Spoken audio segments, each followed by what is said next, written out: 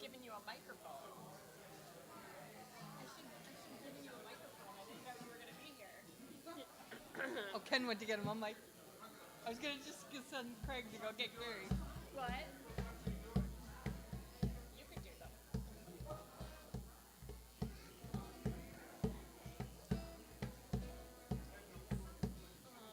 Yeah, Huh? because there's a microphone here. He could do it, right? Song of Hope and Soul on Fire. Soul on Come on, you Fire, can do it. and then Fran's. You can just use this Fran, mic right Fran. here. All things bright, beautiful you are. That one. Is he still not here? Where? Gary. Ken went to go get him. Ken went out there. And we're live.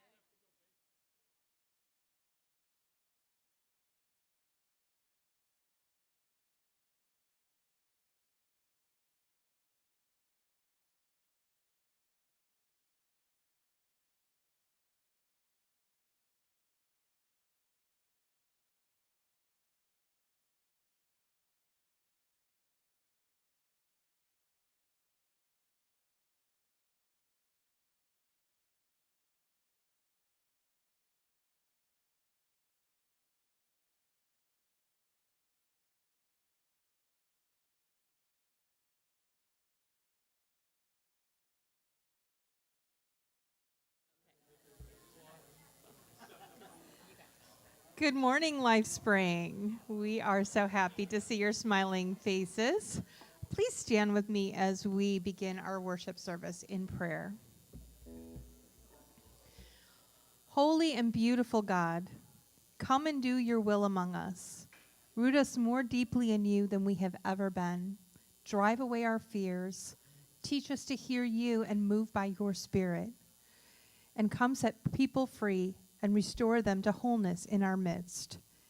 May we be a community who find ourselves speechless as we perceive your glory. Amen.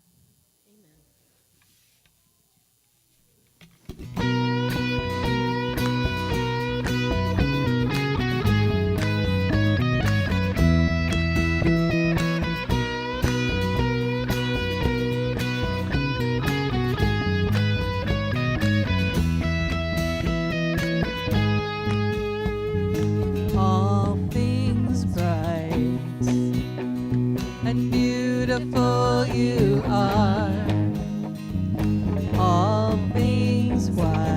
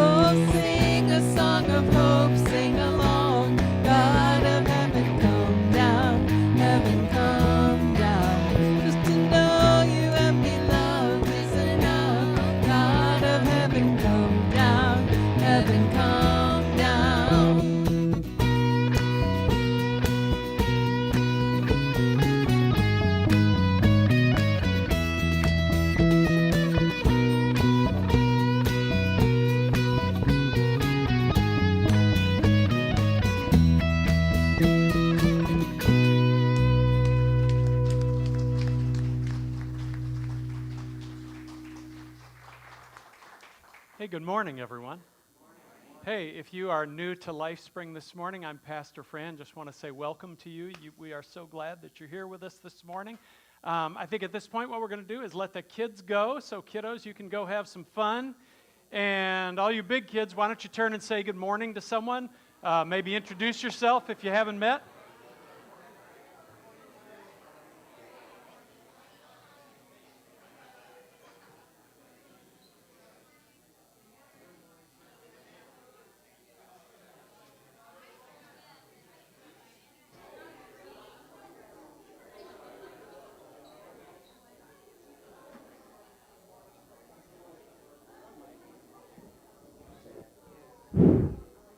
Hello, everybody. Good morning.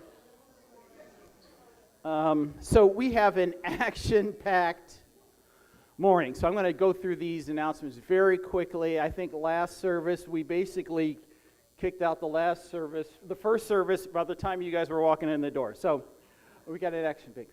What's that? Oh, yes. Thank you. So because we're action-packed, we're going to do the offering right now while I do announcements. So don't be completely distracted with the offering thing. So we just got too much going on, so we want to kind of double up. So let's start with next Sunday.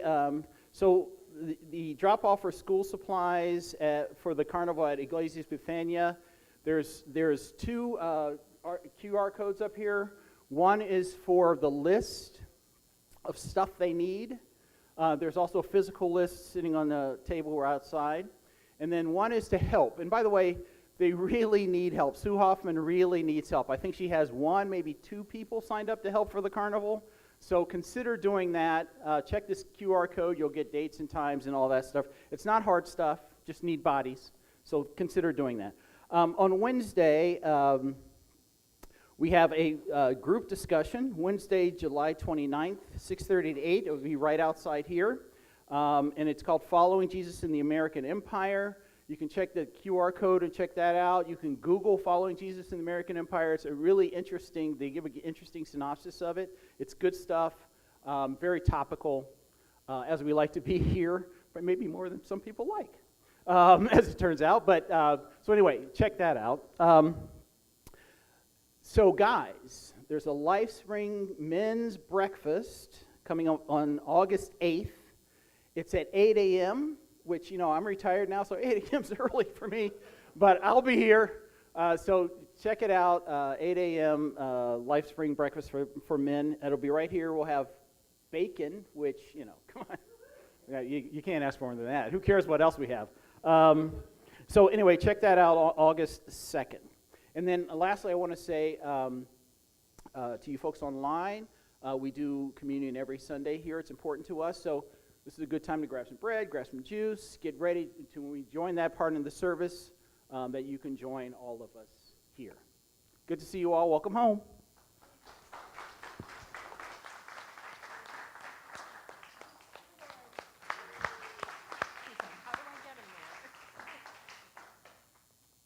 Well, good morning again. Hey, if you're new here this morning, I just want to welcome you again, say it's great to have you.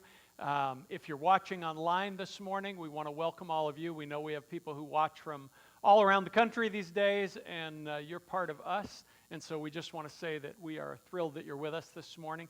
If you're new here and you're here in person, I just want to point out this little card that's in the seat back pockets to you. Would love for you to fill that out at some point. There's no pressure necessarily to do it today, but when you start to be comfortable at LifeSpring, whether that's today or next week or the week after, and you say, hey, I think I want to hang around this place, I would love for you to fill this out. What it does is helps us kind of start to put your name and your face together, and it also kind of gets you onto like the text list and things so you know what's going on around here.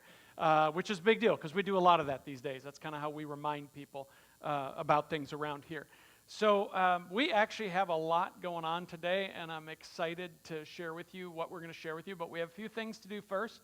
And one of those is that my friend Gail Crino is going to come up and share with you about the Kids Hope Mentoring Program that she leads and in which many LifeSpring folks volunteer. Before I have her come, we're going to show you like a little 2-minute video to kind of whet your appetite, and then she's going to come and tell you more.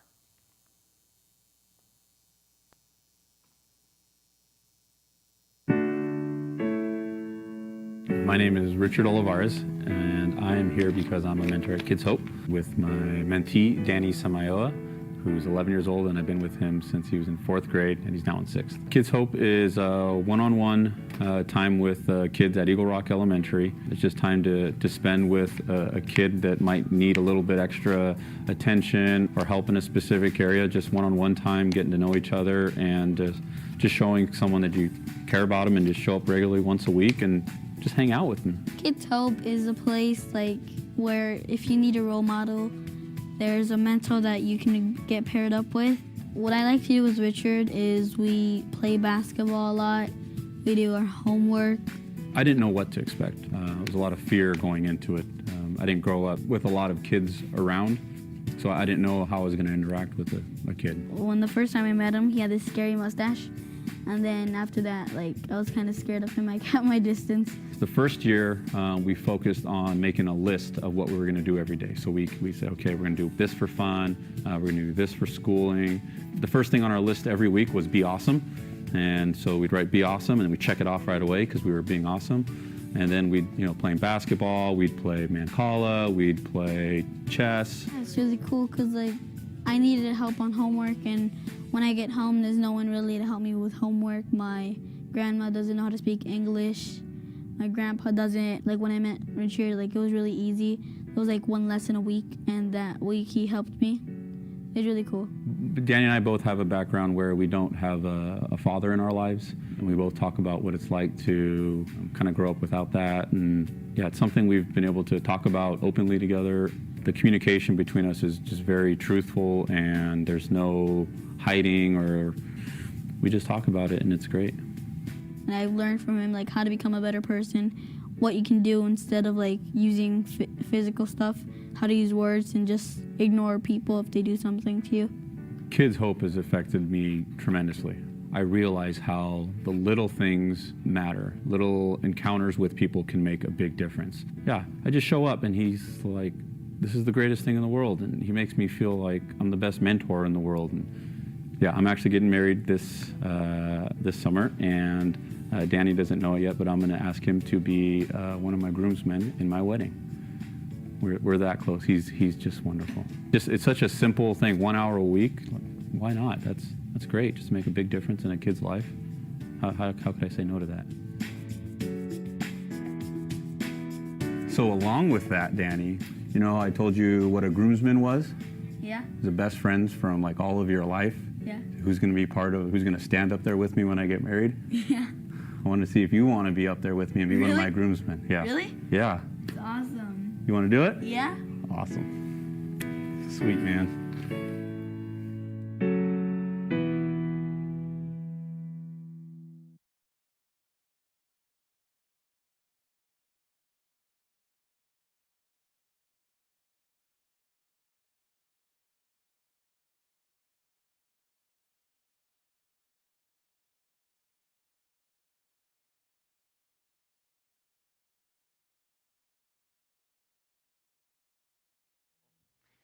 Hey, if you don't know Gail Crino, this is my friend Gail, and Kat, my mic is on the edge of feeding back there.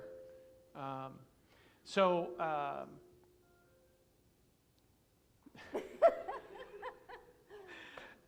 everybody a little bit more than the video, what is it that a mentor does? Just describe what the LifeSpring mentors do. We work with a school on the east side of Joliet, and Gail leads that program, brought that to us. Just talk about it a little bit. Yeah, so Kids Hope is it's a national organization, so it's all over the United States, and we partner churches with elementary schools.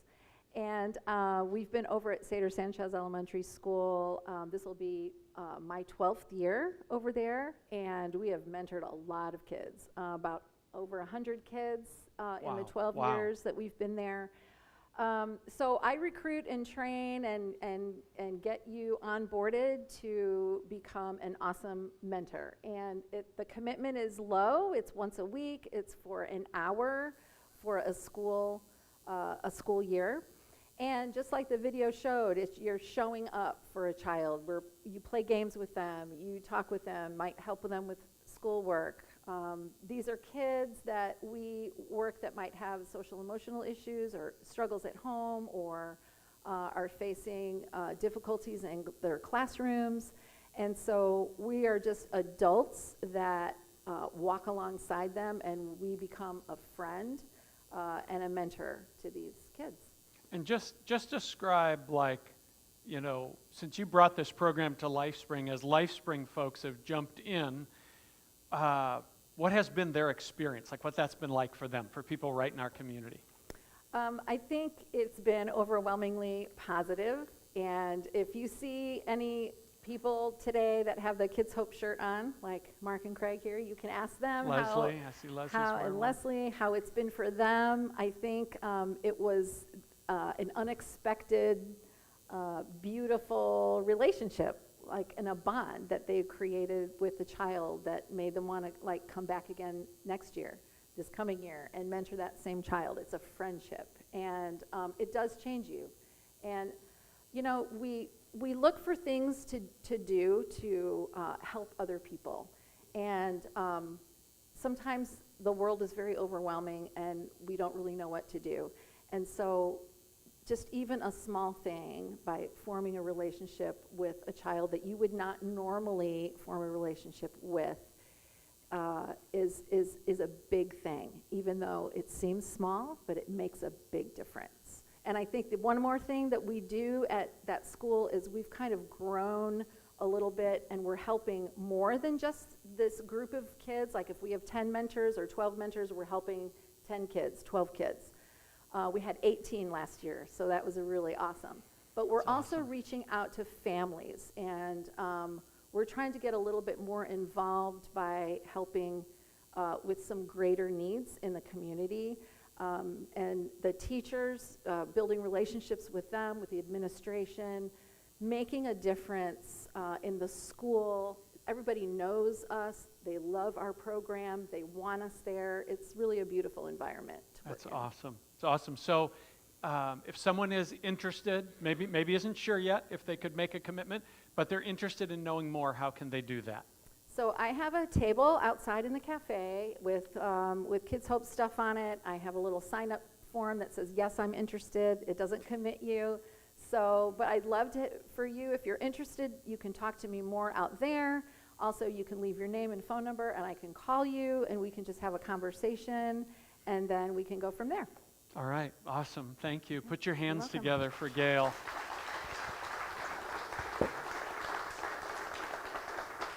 So a couple other quick things to remind you about this morning. Well, really just one, and then kind of an ask on the backside of that. But next Sunday is our second outdoor service of the summer, and we are doing something unique we've never done before. Thousands of churches have done it, but we've never done it here. We're having a St. Francis Blessing of the Creatures Sunday, which means you get to bring your dog to church. Huh? Really? No, for real. Or your cat. You can bring your cat. Or your turtle, or your guinea pig, for real.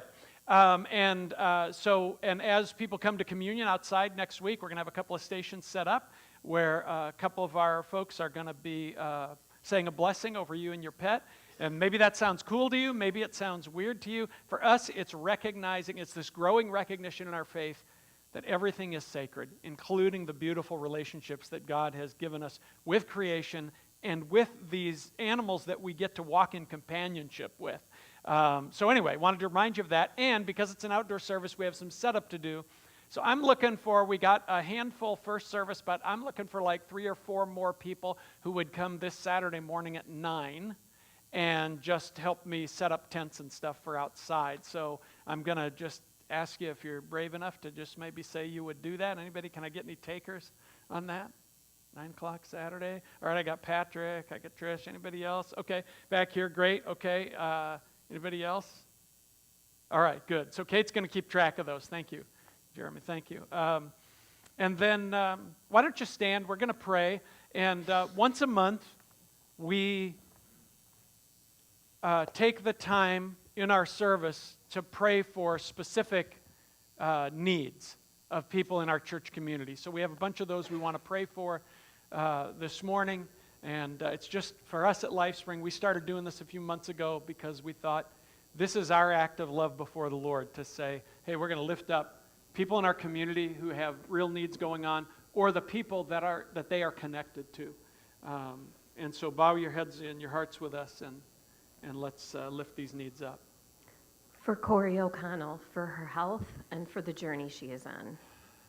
For our sister Lori Opsanika in her continuing health battle. For our sister Sherry McMahon, for hope, healing, and strength in her continued long battle with illness. For Sue Hoffman's granddaughter Tori as she continues to struggle with her health, and for a family member whose work is closing down and needs to find God's new path with all of that. For Ann Shea and her adult children, William and Emma, as they grieve the unexpected loss of their beloved husband and father, Scott. For Stacy Heideco in her job search. For Ken and Marilyn Knott's son-in-law, Nathan, as he looks for work. For a friend of Kate Hall who's in a very difficult living situation. For Julia Odell's friend, Bob, who is healing from cancer. And then we have one more need that we want to lift up together this morning, but I just want to say a word about it because it may catch some of you off guard. But for those of you who know our good friend Kevin Farmer, who fixes most of the IT stuff around this building and helps with our sight and sound stuff on Sunday mornings for our worship services. Just a phenomenal human being. So Kevin got the news. Yesterday, Kevin got a pretty tough cancer diagnosis. And he's going to be seeing the oncologist on Monday and hopefully no more. But on the surface, it's not a great one. It has shaken he and Aline pretty well. And so, Lord, we want to lift up to you our amazing brother Kevin. I've been so grateful to watch his spiritual journey, and I've been so grateful for the million ways he's helped and served this community. And we lift up he and Aline, and we just ask that you would help them to know that they are held in your love today and tomorrow and whatever may come. And we ask for healing and peace and for strength in whatever this journey turns out to be. And for all of us here in our LifeSpring community, as we seek to know you deeply and to walk with you, Lord, that we may continue to know and embody the heart and the way of Jesus with one another in our families, in our communities, and in the world. And Lord, for the things we're going to do this morning, for this conversation that we're going to have, we pray that you would pour out your blessing upon it and use it in our hearts and our journeys in good and wondrous ways. And the people of God said, thank you all.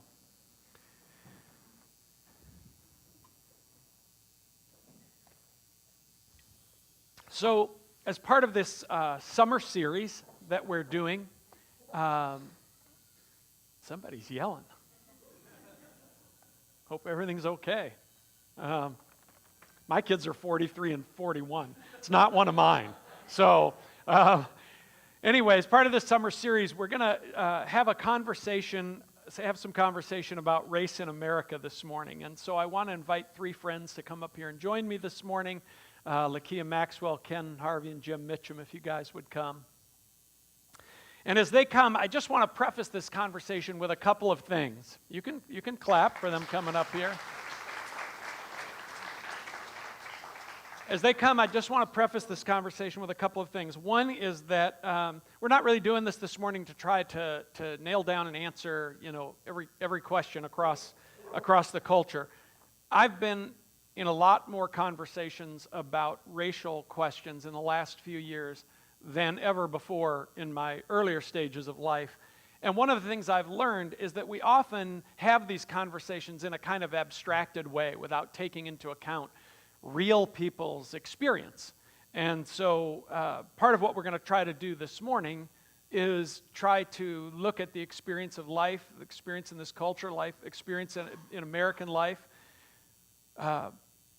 They're going to tell some stories that are going to help us kind of maybe glimpse what that looks like from a different perspective.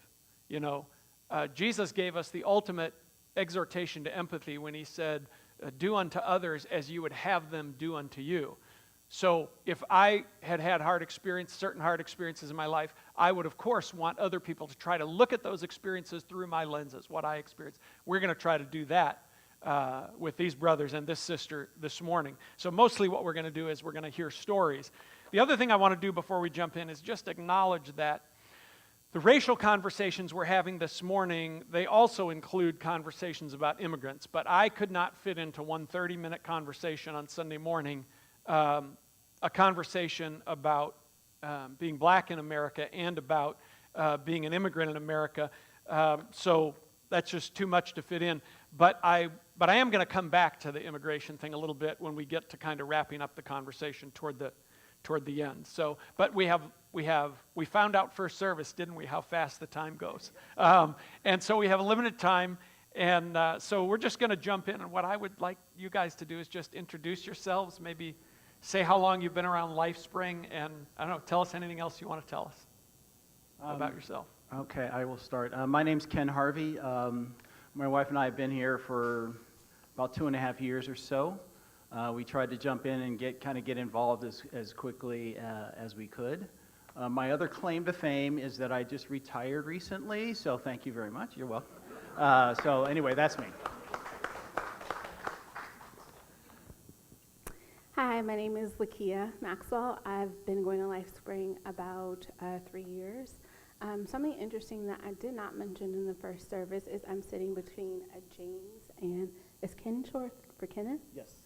So I'm sitting between a James and a Kenneth, and my father's name was James Kenneth. Ah, hey, all right. I like that. Meant to be. So, yeah. I may bring a little bit of the spirit of my father today as I speak, and so I apologize. Yeah. Beautiful. Hello, my name is James Mitchum, and my wife and I have been coming to LifeSprings for a little less than a year. Okay, all right. And the first thing I learned about Jim when he walked in these doors was Dustin Wenzel. If you know Dustin, Dustin came over to me and said, well, the first thing I noticed about Jim is how tall he was. You know, every now and then somebody walks in church and the first thing you think is, oh my gosh, that person is really tall. And, you know, I don't know if I've told you this. I have this little book in my pocket where I write down the names of new people I meet at church so I won't forget. And I think next to your name I wrote really tall. So anyway, but Dustin came over to me and he said, because he and Crystal are teachers in the Romeoville School District, and he came over and he said, that guy used to be our boss because Jim was the superintendent of schools in the district that they teach in, and now retired, right? So, what I asked you guys to do is just to tell us some stories that help us understand that being black in America often means different kinds of experiences than the experiences that those of us who are not black have even had to think about. And so I don't, you know, you can do this in the order you did first service, or you can do whatever you want, but I'm just going to let you guys jump in.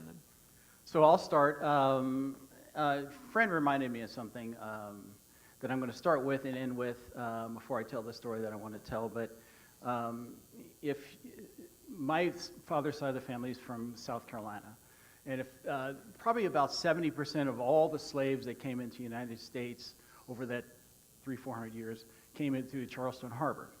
So if you know a black person, chances are their ancestors came in through Charleston. My last name is Harvey. If you go up just east of Charleston a couple of miles, there's a Harvey Plantation Road. I've driven up it. That's where my family was for 8 or 9 generations. That's where I got my last name, as a lot of African Americans in this country got their last names from their slave owners, and I'm one of those. So I'll come back to that in just a second. But what I wanted to tell you about was this dynamic where I am one of the few black folks in a sea of white folks is not unusual for me. That's really been my entire life. When I was in 3rd grade, all the way up till just a few months ago, when I was in 3rd grade, my father, I have 3 brothers, I'm the youngest of 3 boys. We grew up in Columbus, Ohio, in the inner city, in the hood of Columbus. And my father, when I was in 3rd grade, sat us down and he said, you guys are going to a different school. You're going to go to the school way out on the east side of Columbus, right on the edge, almost as far away as you could be in Columbus, still be in Columbus, from my neighborhood. And that's where you're going to go to school. That was right around the time of busing, and some of you may be too young to know what busing is, but really it was a legislation that came in that basically said if you were in a school district, a public school district, you could go to any school you wanted to go into that district if you had a reason, right? Like you had a special needs kid or something like that or whatever. And so my dad found out that this school had classes, curriculum, teachers, resources that our home school did not have. And so we started, me and my brother started every morning, well, 7:50, a little before 7. We'd be on the public school bus stop with our quarters, and we'd get on the bus, and we would sit for 45 minutes, get off the bus at our new school on the far east of Columbus. And that was difficult for a whole bunch of reasons, right? Number one was where I lived, the friends and the stuff that we had didn't like us anymore, right? They thought we thought we were better than them, that we were different than them. And then the kids at the school we have didn't like us very much either. And quite frankly, we didn't like them because we blamed them on the fact that I wasn't going to school with my friends.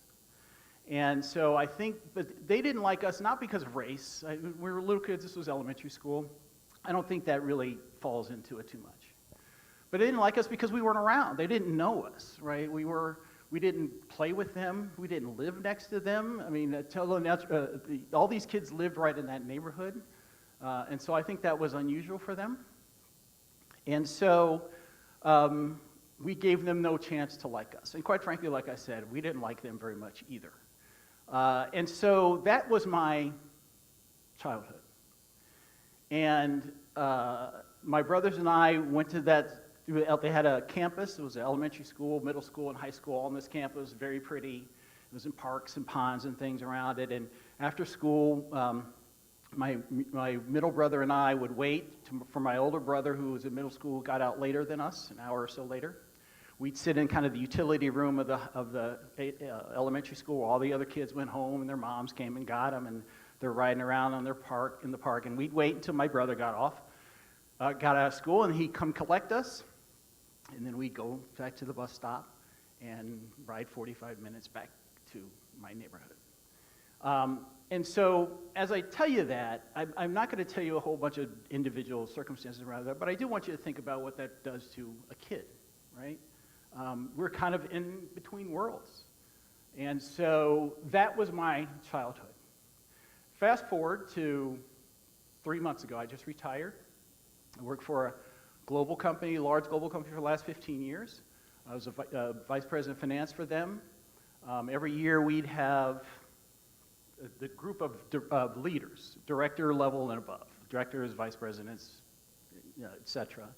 And we'd get together, there's 100 of us, we'd get together from all over the world, we'd get together for 5 days or so and hang out, do team building things, stuff like that. And of that 100, I think it was always between 95 and 110 folks. For the last 12 years, I'd done that retreat, and I was the only black person at the place. We had people from Asia, we had people from South America, we had people all over, but I was the only black person. And when I retired 3 months ago, there were 2 of us. So now that I'm retired, there's now 1 again. So yeah. I guess they got to keep the 1, I suppose.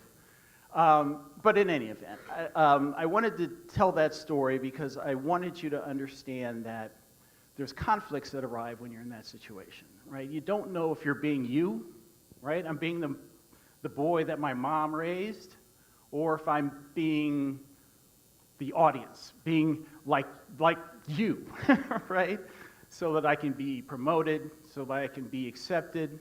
And so there's always that conflict. If you ever hang around black folks, one thing you'll realize is they act differently, and they sometimes even talk differently around white folks than they do around black folks. Yep. And that was my whole life, right? From the time I was in 3rd grade until 3 months ago. And so you learn to live with that, but it's a perspective that I think might be unique to a lot of you. So I wanted to throw that out there and let you know. Let me go back to the original story of Charleston. We did a research of my family, and Found out a guy named Pompey came from the east coast of Africa. We think Senegal. Was the first person in my family tree to land in Charleston Harbor. That was in 1700-ish, a little bit before, a little bit after, somewhere around in there. So my family has been in the United States for almost 330 years.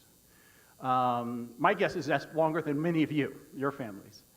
But my brothers and I were the first in our entire family to ever go to college. First generation. In 300 and whatever it is, 20 years. And the reason we did that, the reason that happened, I think, is in large part is that when I was in third grade, my dad sat us down and said, we're going to go to this white school. And you'll hear more about education through this thing, but I think that, I'll let you sit with that and ponder with that. I won't go into that too much, but I did want to at least let you know that's kind of my story. It's always sobering, Ken, when you and I have these conversations. Every time I really think about the fact that your last name is the last name of the family that owned generation after generation after generation of your ancestors, as if one human being could or should be able to own another. That just blows my mind. And that is the history of most black folks in this country. Yeah, okay. Thank you. Thank you. Hi, I'm Lakia. Pastor Fran asked us to share stories. And since we got those questions, I've been sort of like wrestling back and forth with it. And I shared in the 9 o'clock service about some experiences in college and what it was to be a black female in a very predominantly white Ivy League institution. And there are some really interesting things that happened. But I think, I know I'm getting emotional, the story I need to share today is the story of honestly this experience. So I shared in the 9 o'clock service, and I left I don't even know how to describe how I left. And I went and talked to Megan, and I just couldn't find the words. And I think there's a war of all of these things going on inside. So a couple weeks ago on the 4th of July, I think many of you have probably heard of what happened to Nolan Wells, a young black man who went out on a boat to celebrate the 4th of July with a group of black friends, and with a group of white friends, and he did not come back alive. And for a lot of black families, a lot of black people, we were suspicious right away. For a lot of black people, you look at Nolan Wells and you see your nephew or your brothers, people you love and you want to be protected. That happened, and all over my social media, black people were grieving. And I don't know how to say this, but I came to church and we didn't talk about it. It wasn't mentioned, didn't come up, but it was something that was heavy on my heart and heavy on the heart of so many people I know.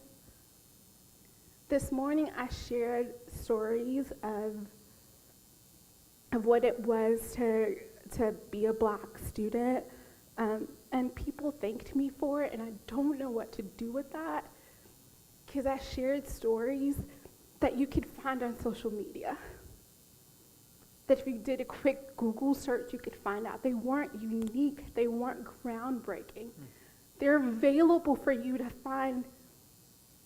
Why aren't y'all finding them? Why does it take me coming up here for you all to care?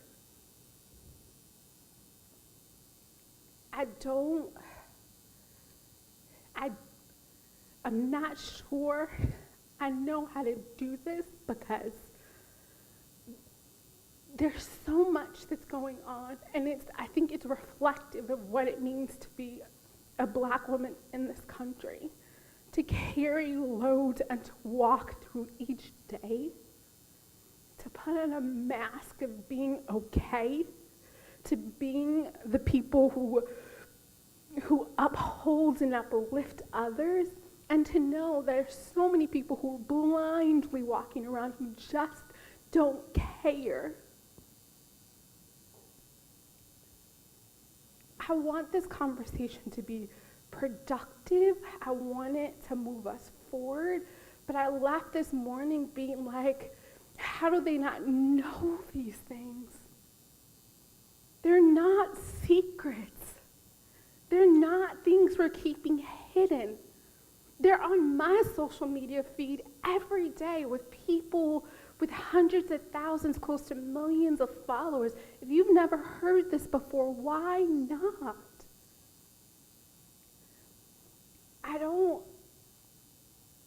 I think I just left this morning feeling like there's so much. To be a Black woman in America is to be joyful and angry all the time. Because how can you not be angry?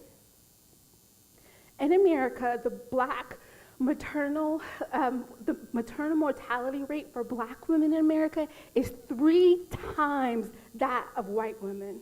3 times.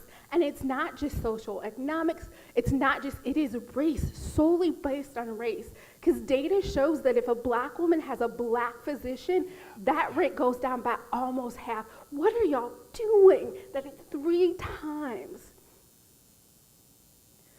I did juvenile justice work for a little while and studied the criminal justice system.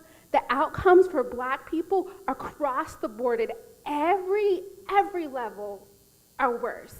It means if a Black person is walking around in America, they're more likely to be pulled over. If they're pulled over, they're more likely to be arrested. If they're arrested, they're more likely to be charged. If they're charged, they're more likely to be found guilty. If they're found guilty, they're more likely to get a tougher sentence.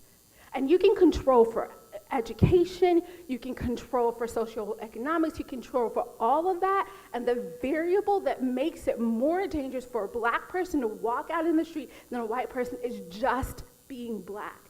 And this is at so many levels.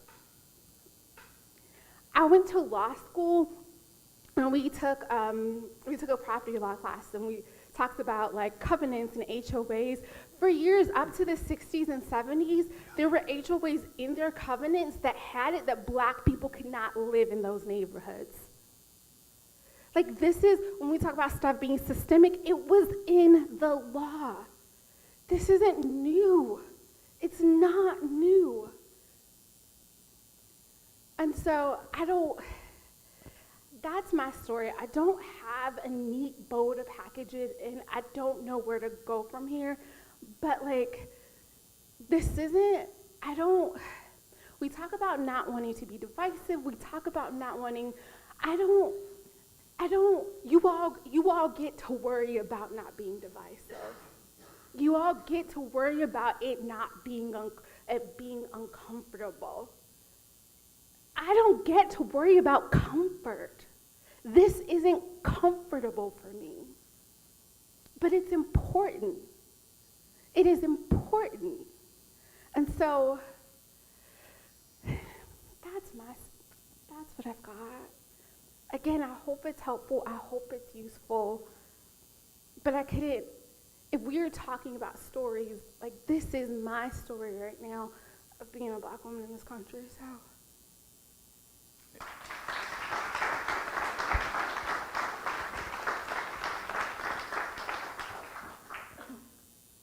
Thank you for bringing your real life and laying it out there, Lakia, because it's only going to be helpful to the rest of us if we're willing to see, if we're willing to go look for it, if we're not comfortably diverting our eyes.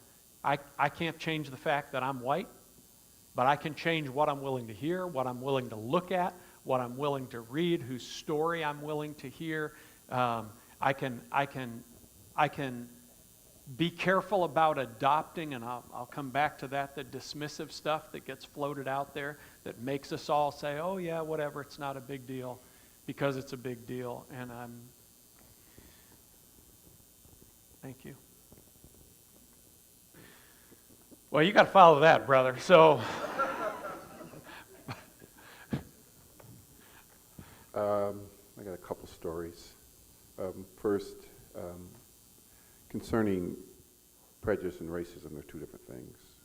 Racism is having the power to systemically impact people in a way that subjugates them.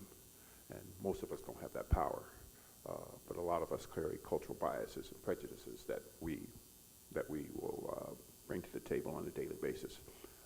Just wanted to make that clarification between the two, because I think the term racism gets thrown around a lot, but if you don't have the power to influence systems for the purpose of race or culture or sexual orientation or any of those things, it really boils down to you being kind of a prejudiced person.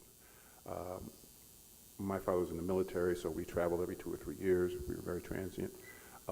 When he went to Korea, we settled in my mother's hometown of Jeffersonville, Indiana, which is a very prejudiced and racist place. And at the time, my experiences were very racist and prejudiced, but I didn't know that they were because it was just the norm. So my mother would send me to the grocery store, and I wouldn't be allowed to go in. I had to go in. I had to traverse through an alley that had 2x4s with nails, and go to a back door that was a half door, bottom closed, top open, and give my money and give my list and watch all the white people shopping in the neighborhood grocery store while I had to wait for 45 minutes for a gallon of milk, if that's how long they chose to fill my order. I remember having to drink out of this water fountain instead of that water fountain, go to this bathroom instead of that bathroom, or sit in this section of the movie theater instead of that section of the movie theater. At the time, I didn't consider it different because it was just normal at the time. Both my parents were educated. They had master's degrees. My father was a colonel in the Army. They were educated at a time when most black people were not. So they had 7 kids, and they insisted that we become educated. I still remember my mother saying, "You'll learn to speak the King's English, because you're not going to make it in this world without being able to speak properly." And she didn't like the way I pronounced my S's once, and so she sent me to speech therapy for me what seemed like years, because she didn't like the way I said S. And so as I traversed from childhood through the education system, I became an educator. Well, first of all, I played basketball at the college level, a very high college level top 5 team in the country, and my goal was to be in the NBA. And so education was just a means to that end. I got drafted, got cut, dusted off that piece of paper, said, "Oh, I'm a teacher." So I got a job as a teacher. As a teacher is when I began to really recognize systemic racism and the impact it was having on people of color in this country. I became a dean, and I started to really connect with at-risk kids, which predominantly were black and brown, and kind of fell in love with them because of their stories.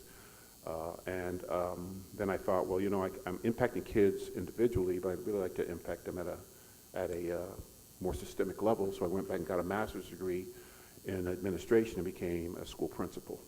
And we did some significant things to change the way in which we educated our kids. And I took some risk at Bolingbrook High School, where I was the principal, because if you don't know, Valley View School District is the most diverse district in the state of Illinois. It's a 3rd black, 3rd Hispanic, 3rd white. At least when I retired in 2020, I think the Hispanic population is a little larger now than the black and white population, but nevertheless, it's an extremely diverse district. And when I became the principal of Bolingbrook High School, I realized that the school was segregated.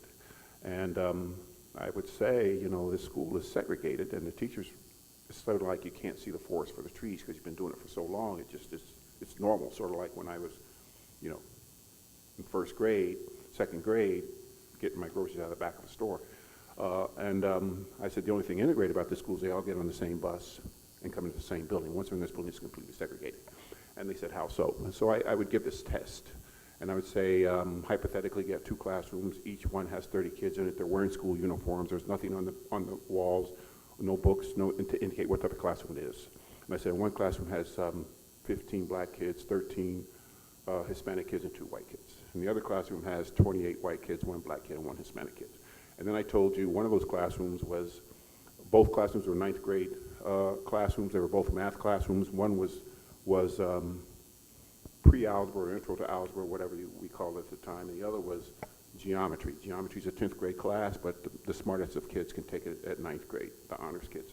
And pre-algebra or intro to algebra was the lowest level class, was 7th grade math at the 9th grade. I would say, well, how would you tell which class is which? You wouldn't. So I said, hypothetically, if I put a 357 to your head and told you got to pick which one is pre-algebra and which one is geometry, or I'm going to blow your brains out, which one would it be? And they would say, okay, the black and brown kids are pre-algebra, the white kids are honest geometry, and they would be correct. And that was across the board in every content area: science, math, social studies, English. It was all the same. And so I began to look at this very systemically, because that's an example of systemic racism, systems that are put in place to ensure that some kids are subjugated while others are not. And so we were looking at assessment scores for the ACT and SAT, and where black and brown kids were significantly lower than white kids. And we as a system would just blame the kids.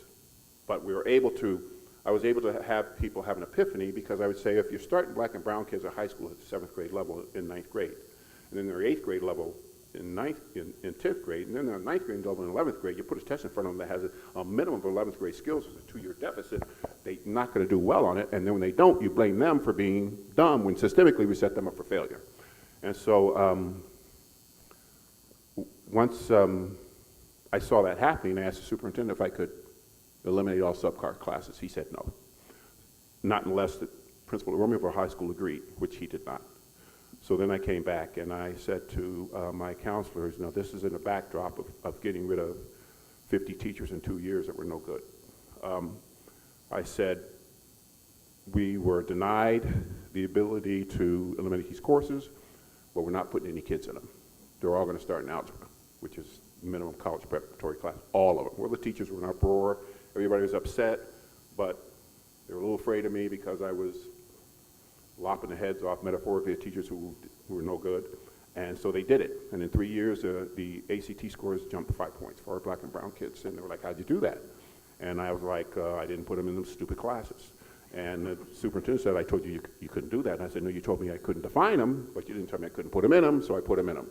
And that catapulted me into being the superintendent of the district. And then we put systems in place across the district that eliminated these systemic racist policies in our district that inherently subjugated black and brown kids, to the extent that when I left, they have this thing called the Illinois Interactive Report Card, and it measures districts against districts, but they'll measure like districts against like districts. And so any district that was similar to ours, none were identical to ours, because we were unique in our demographics, being a third split. We outperformed every district in the state with our black and brown kids versus any other district that had predominantly black and brown kids. And so we were very proud of that, and it helped to change people's minds and change systems in the district, so that we started to recognize kids for what they were capable of, rather than their social circumstances that we would use as excuses for why we can't educate them. So those are my 2 stories in which I feel like I've had to deal with both prejudice and racism. You've had a really unique experience coming up in kind of the various levels of education you've worked in, where you've had the opportunity to become that person who gets to look at the system and say, hey, we should change this. What's wrong with this? Which, of course, then freaks all kinds of people out, because that's what it takes. It takes standing in a different place, or in your case, just knowing a different place, right? As a black man in America, to stand there and say, wait a minute, something about the way that we're not doing this is right. As I think about, and by the way, Kevin Farmer who we prayed for earlier, was going to be up here with us also this morning. But of course, Kevin's got a lot going on in his life. But Kevin told me a story. I guess I'm going to come off of Lakia being very open with us about the reality of experience this morning. Kevin told me a story. Kevin's a corporate IT guy, and a very successful career. Told me about going to a job interview many years ago where he was sitting with one other guy waiting to be called in for this job interview. And the guy doing the interviews walked out of the office, walked to the white guy, 2 seats down, and said, "Mr. Farmer?" And the guy said, "No." And Kevin was like, "I'm Mr. Farmer." And the guy was like, "Oh, okay." Took him in, gave him a 1-minute interview because it was obviously clear, no desire to hire the black guy. Didn't think a black guy could be the guy who would do a job at that level. And if you know Kevin, super accomplished guy, Or I think, hope it's okay if I say this, I think, Ken, of the times you told me, you get followed around the Target store. Yeah, that happened just last week. Right. I was in Kohl's. Right. And there you the go. person, folding clothes in Kohl's, they were behind me. And I went to a different section. That same person folding clothes right behind me. Go to a different section. Same person folding clothes right behind me. So those sort of microaggressions are just, they're standard. I mean, black folks don't even notice that stuff Lakia's nodding her head. Like that's life. Yeah. One thing I think that we all alluded to is that for all of us, no matter what we do, what our walk in life is, the one thing that we have to contend with is that we're black first. Like before anything, we're black. And so I was like the black superintendent, where any other superintendent that may be white, they don't identify them as, oh, that's the white superintendent. But for me, it's like, oh, you're the black superintendent. Oh, you were the black principal. Oh, you're the black dean. Or you're the black whatever. But you're always black first. And those little microaggressions, as Ken indicated, are things that others take for granted because you're not exposed to that on a daily basis. And so, for me as a black superintendent, I knew that we all have to carry water for our people with every decision we make, because for a white person to do something stupid would be, that guy's just stupid. But right, we don't say it's because he's white. Right, but for a black person to do something stupid, it's like, see, that's what black people do.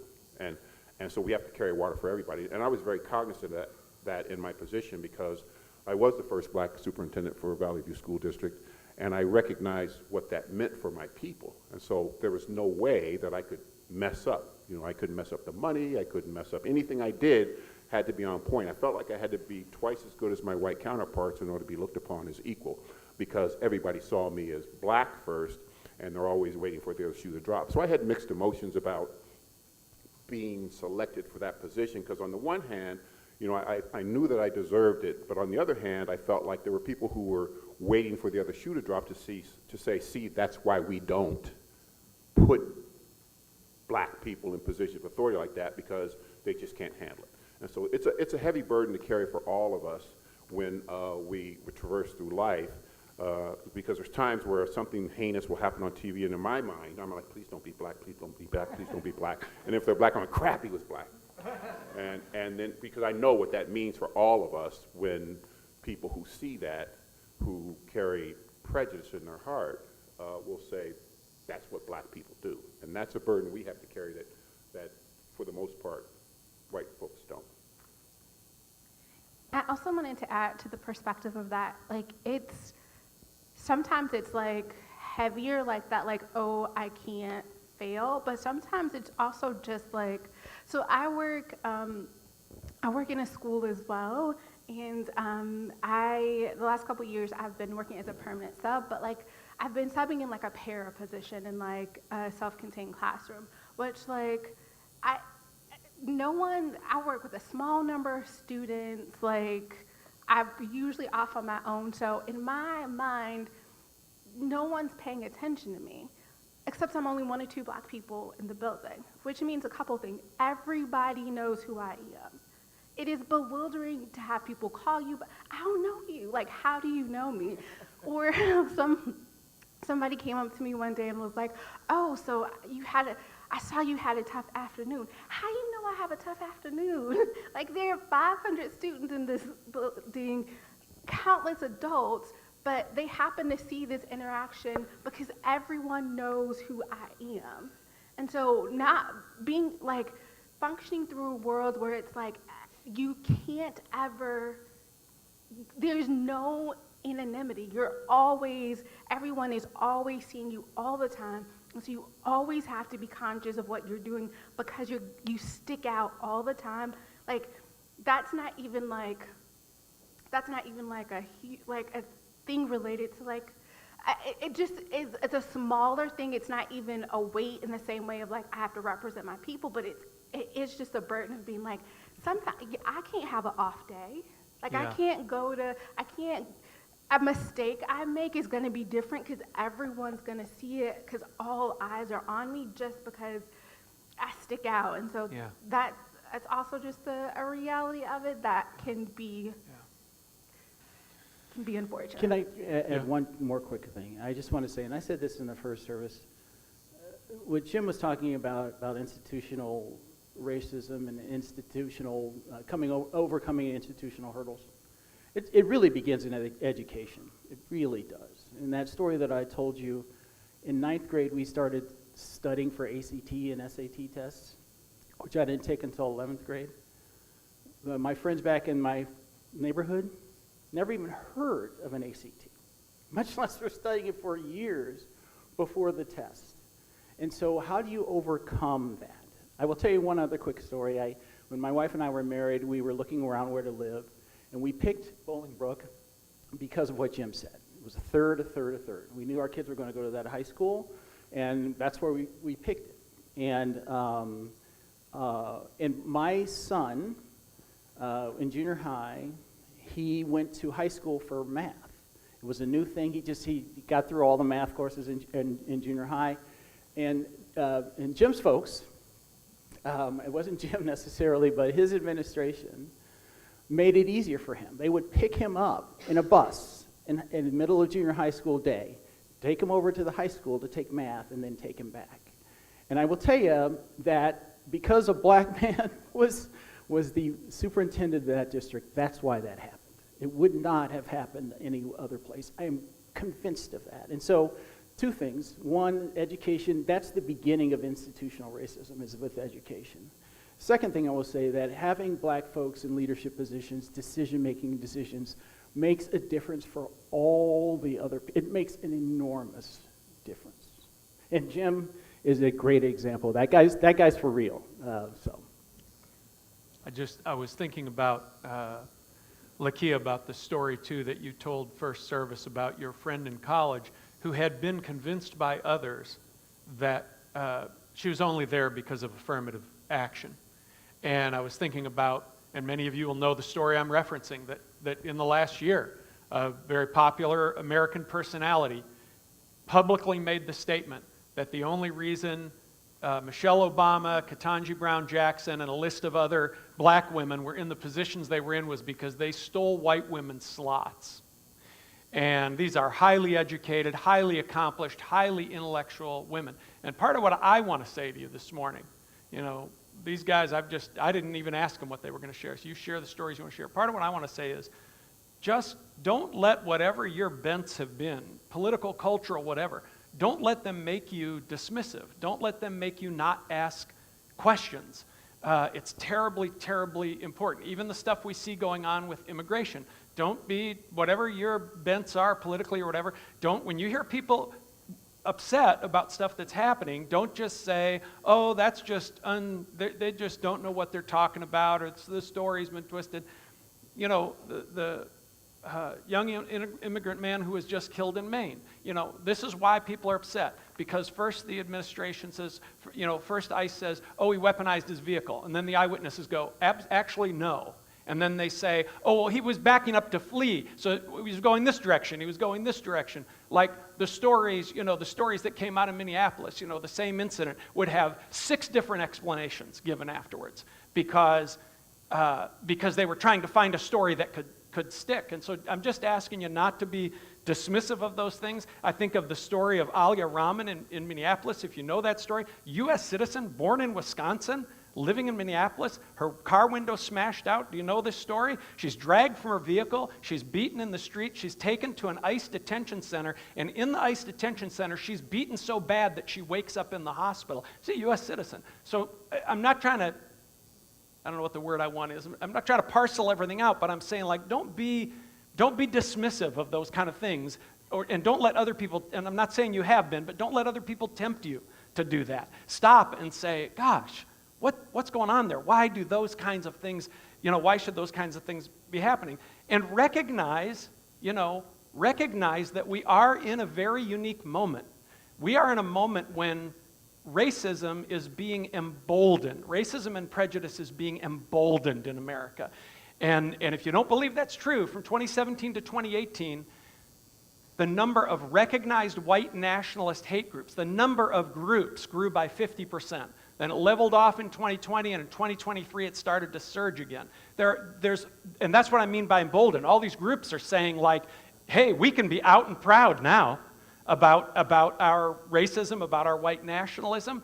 And I'm going to tell you, I think there's a reason, a lot of sociologists think there's a reason for that, and that is because too many of our public figures are either doing and saying racist things or refusing to disavow very publicly visible racist things, and that tells racist people, like, hey, we're not going to get any pushback. I mean, and I'm not saying this to be divisive.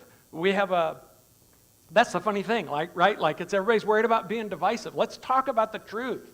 We have a president who told 4 congresswomen of color to go back where they came from, who said immigrants are contributing to the blood poisoning of our country. Go look up where that phrase comes from. Who refused to publicly apologize after posting a video that showed the Obama's heads on apes' bodies. And when chat groups of young Republicans came out into the public view, they were all exposed. Chapters of the young Republicans all over the country. It's not, and don't get me wrong, it's not about Republican and Democrat. It just happens to be what it is, right? And they're talking about monkeys and watermelon people and using the N-word and talking about lynching. They asked the president about it. He said, I don't know anything about it. Asked the vice president about it, and he said, boys will be boys. Some of these guys are in their 30s, and they consider themselves future political leaders, and this stuff won't be disavowed. So if you're a person who thinks people are making too much of this in this moment, I'm trying to explain to you why people are making much of it. Because people are saying and doing these things, and our most visible leaders, including many who name the name of Christ, will not disavow this stuff, will not say, no, that's wrong. If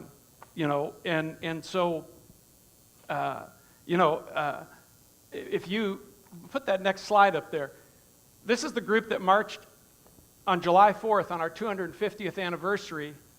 If you guys have that next slide. That I didn't talk about that. Trump administration ordered the removal of references to slavery from our national parks, including from the original presidential home where George Washington did have slaves in Philadelphia. And all these organizations, including the city of Philadelphia, sued the administration to get these plaques replaced to tell the story of our history, right?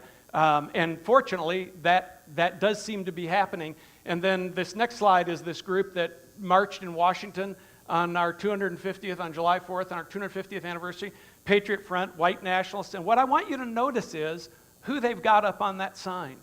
Part of me wants to say, wait a minute, that's my Jesus, but then another part of me goes, that's not my Jesus. My Jesus is not a white nationalist, right? And so, again, not to get anybody in a political lather, this is just the stuff that's happening. I've never seen it happen before in my adult lifetime, and so it is concerning for me. And I just think we're the people, we're the Jesus people. So we should be the loudest voices in our culture for the dignity and equality of all people. We are the people who have a Bible that says in Christ there is not slave or free, Jew nor Greek, male nor female, right? This is the Jesus who almost got himself killed for refusing to other non-Jews. They tried to throw him off a cliff because he insisted on the equality of non-Jewish people. So if we say it in positive terms, here's what I would say. We get to be the people who stand up for the dignity and equality of all people as made in the image of God. This is our theology, right? We get to be the people who say that the good news of the gospel is for the flourishing of all human beings. And I just want to say, as your pastor, that's where I want to be. It's not political for me, but it is ethical. And that's where I want to be, and I hope it's where you want to be. And we have gone way over time, and so we're just going to order lunch, and we're all going to, I'm just kidding. Pastor Fran, I Yeah. know we're over time, but can I say one quick Yes, thing? you It'll can. be 2 minutes. Okay, so sorry. I feel like I just really had to say this. There are two things I want to, that has two parts. When it comes to like racism in America, there's something I want you guys to understand. There's like two separate big ways,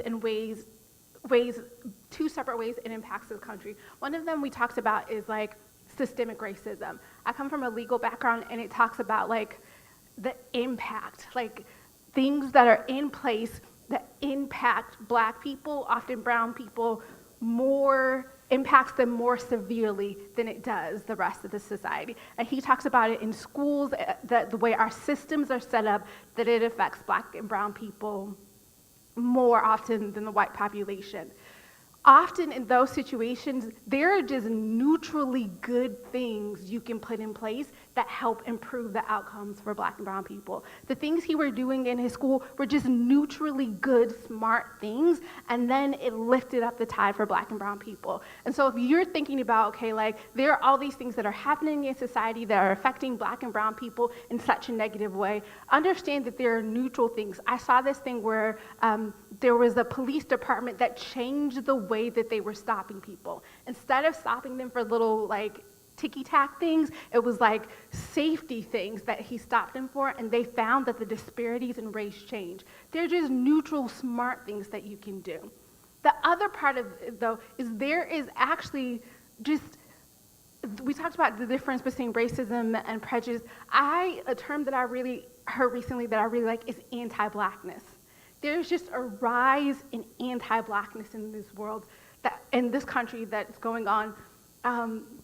There's been a rise in lynchings in the South, of people being found, of Black people being found hanging in public places.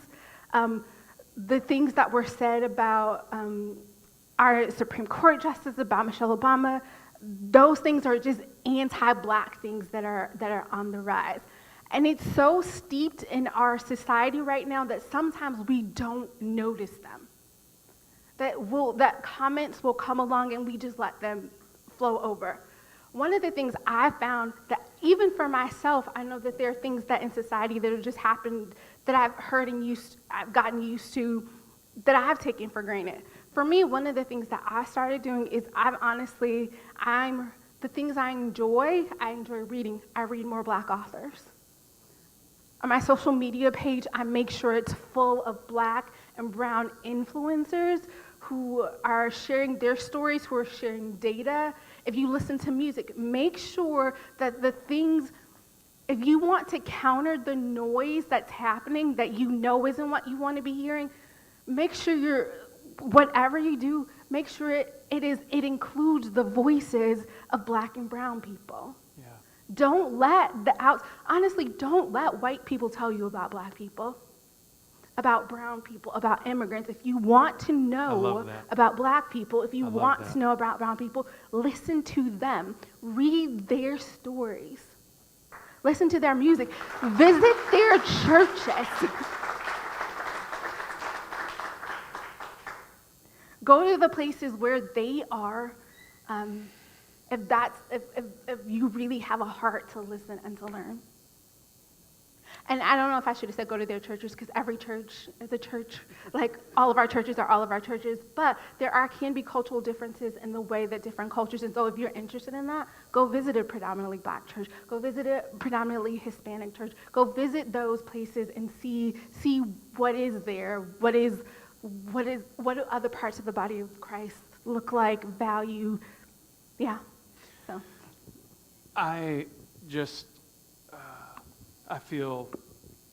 want to thank you guys for doing this with me this morning and for doing it for 2 services. And I don't know if all of you realize how blessed we are to have these friends who would get up and do this, because for people like me, white people like me, in our culture right now, and in the community of Jesus, this is exactly what we need. And in my own imperfect way, I hoped that this morning, by having you guys up here, we could do something good. And thank our friends for doing this, will you?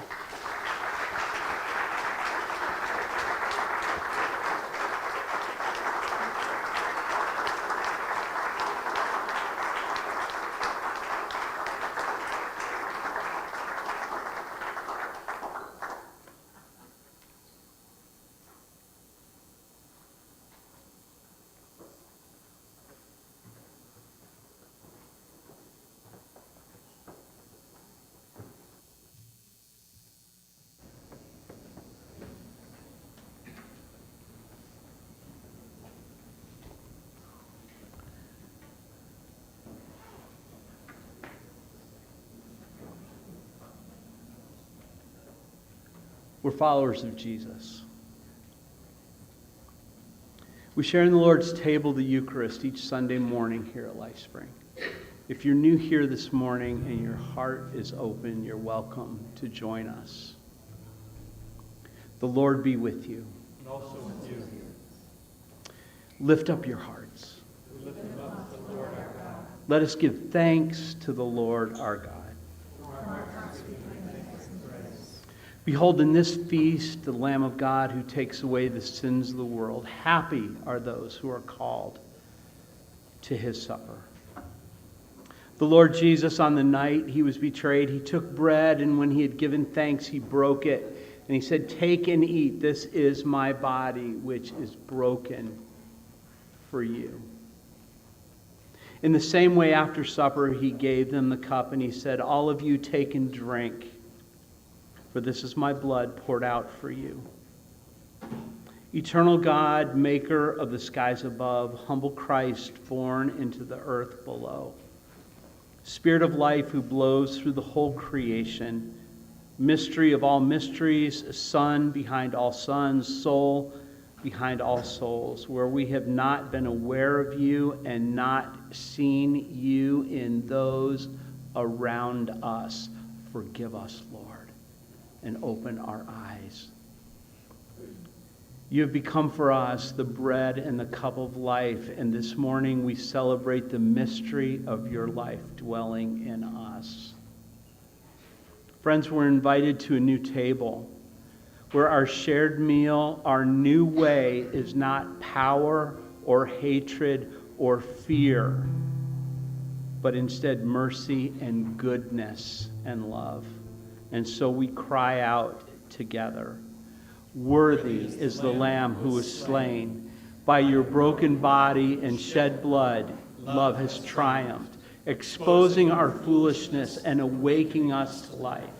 From every tribe and tongue and people and nation, you have called us out of darkness into the joy of your light.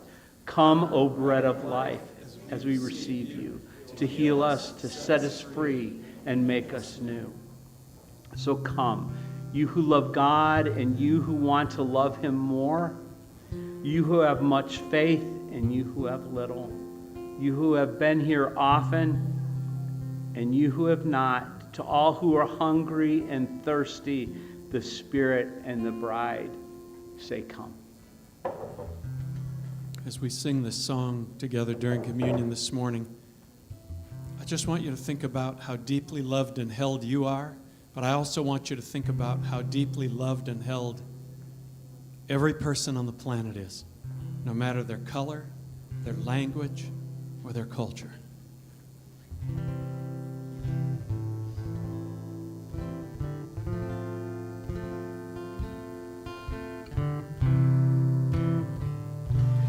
I am held, I am held, I am held by the one who won't let go. I am held, I am held, I am held by the lover of my soul. Made in your image,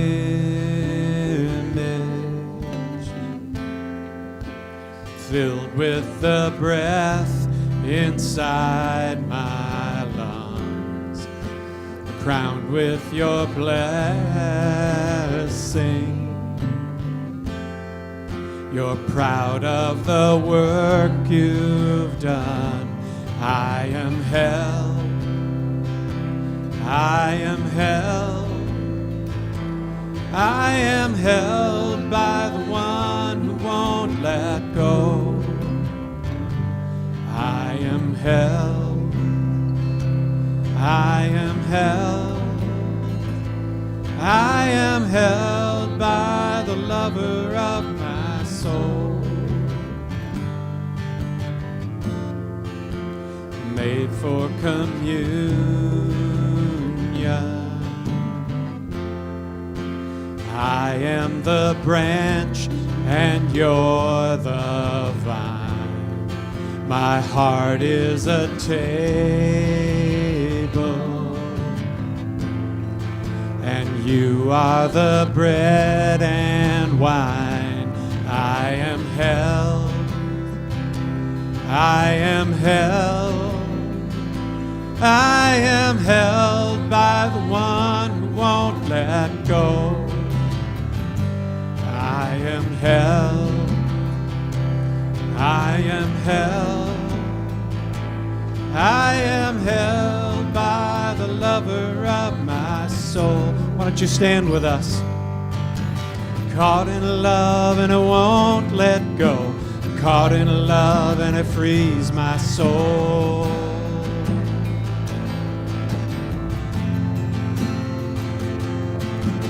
Caught in love and it won't let go.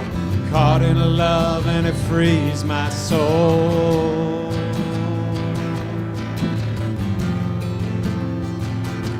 Yes, I'm caught in love and it won't let go. Caught in love and it frees my soul.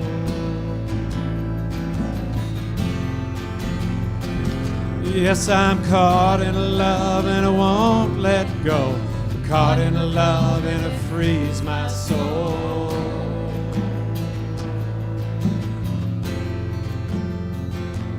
I am held, I am held, I am held by the one who won't let go. I am held, I am held, I am held by the lover of my soul. I am held, I am held, I am held by the one who won't let go. I am held, I am held, I am held by the lover of my soul.